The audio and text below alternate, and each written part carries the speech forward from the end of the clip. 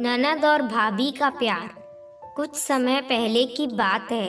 हमारे मकान में मरम्मत का काम चल रहा था। सारी छतें पुरानी होने के कारण बदली जा रही थी। तभी अचानक तेज बारिश होना शुरू हो गई। सारा सामान इधर उधर बिखरा पड़ा था। मैं जल्दी जल्दी इधर उधर सामान समेटने लगी। तभी अचानक मेरा पैर फिसला और मैं मुंह के बल गिर गई। मेरे चेहरे पर तो कोई खास चोट नहीं आई थी, पर मेरा सीधा कंधा चौखट पर जा लगा। मैं दर्द से बिलबिलाने लगी। मेरे पति ने मुझे सहारा देकर उठाया, पर मेरा सीधा हाथ तो उठ ही नहीं रहा था। डॉक्टर ने एक्सरे कराया, पर एक्सरे में कुछ खास नज़र नहीं आया। लेकिन मेरे हाथ में दर्द लगातार बना हुआ था। ना मैं कुछ कर सकती थी, ना ही लिख सकती थी। तब मैंने दूसरे डॉक्टर के कहने पर एमआरआई कराई, जिससे पता चला कि कंधे को 3 मसल्स सपोर्ट देनी है, जिसमें सामने वाली मसल्स डैमेज हो गई है। उसमें एक गैप बन गया है। कुछ डॉक्टर के मुताबिक इसकी सर्जरी होना ही इसका एकमात्र इलाज था, पर अन्य कुछ डॉक्टरों ने कहा पूरा आराम और फिजियोथेरेपी से यह काफ़ी हद तक सही हो सकता है, लेकिन पूरी जिंदगी ज़्यादा वजन उठाने या खींचने से बचना होगा। मैं बहुत उदास रहने लगी। दोनों बच्चे भी बाहर थे। मेरी कलम तो जैसे थम ही गई थी। मुझे लगा जैसे अब जिंदगी भर में कुछ नहीं लिख पाऊंगी। बहुत निराश हो गई थी। फिर एक दिन मेरे भैया भाभी मुझसे मिलने आए। मैं मिलकर बहुत रोई। तब मेरे भैया और भाभी ने मुझे बहुत समझाया। मेरी भाभी अंजना ने तो मुझे यहाँ तक कहा कि दीदी आप बिल्कुल भी फिक्र ना करें, आप एक बार फिर से लिख पाएंगी, अपने ज़रूरी काम भी कर पाएंगी। सिर्फ भगवान पर भरोसा और थोड़ा धैर्य रखें। यह बात मुझे मेरी भाभी ने उस समय कही, जिस समय मुझे एक ऐसे दोस्त की ज़रूरत थी जो मुझे मानसिक रूप से भी मजबूत कर सके। फिर मेरी भाभी ने ही मुझे कीप नोट पर लिखना सिखाया।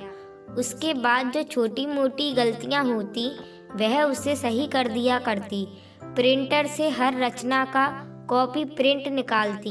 यदि आज मैं अपना लिखने का शौक पूरा कर पा रही हूँ तो अपनी भाभी अंजना के प्यार और स्नेह के कारण ही।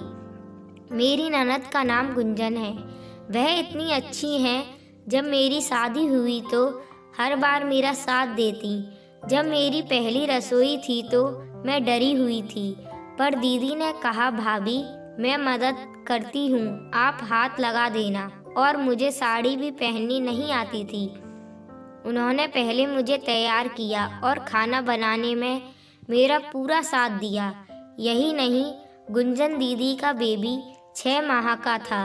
वह अपने बच्चों के साथ पूरे दिन मेरे बच्चे को भी सीने से लगाए रहती, मुझे नहलाती खिलाती और हम दोनों का ख्याल रखती, क्योंकि मेरा ऑपरेशन हुआ था और मैं बहुत कमज़ोर थी।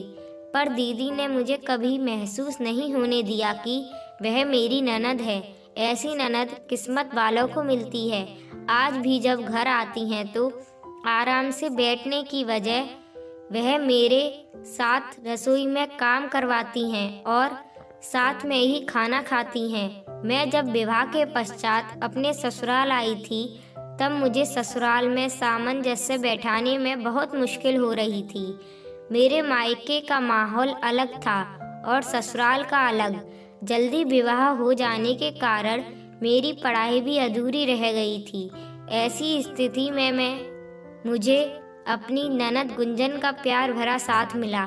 मेरी सास मेरे लिए हर रोज कोई ना कोई चुनौती खड़ी करती रहती थी, लेकिन वह चुपके से उनकी करतूत पर झाड़ू फेर देती थी। जल्दी ही मुझे एक बेटा भी हो गया, जिसके कारण मेरा काम और बढ़ गया। लेकिन ननद के मिले सहयोग के कारण मेरी पढ़ाई जारी रही। मेरी परीक्षा के वक्त मेरी सास ने कहा कि जब मैं परीक्षा देने जाऊंगी तब बच्चों को कौन देखेगा, हम रसोई संभालेंगे या बच्चा। तब दीदी ने कहा कि माँ मैं रसोई संभाल लूंगी और तुम बच्चे को संभाल लेना, यह इतना कठिन काम नहीं है। उसकी बात सुनकर मेरी सास चुप रह गई थी। मेरी सास के हर रोज के नखरे होते, दिन में अपने कमरे में मत जाओ, कपड़े नहाते वक्त तुरंत धो, तेज आवाज में बात मत करो, नई नवेली दुल्हन को घर से बाहर नहीं निकलना चाहिए।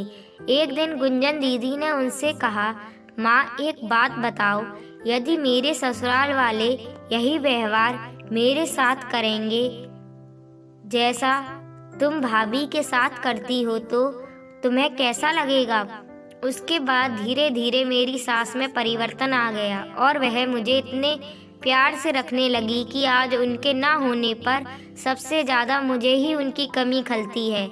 मेरी ननद की वजह से ही मेरी सास मुझे बहुत प्यार करने लगी थी। भगवान ऐसी ननद हर किसी को दे।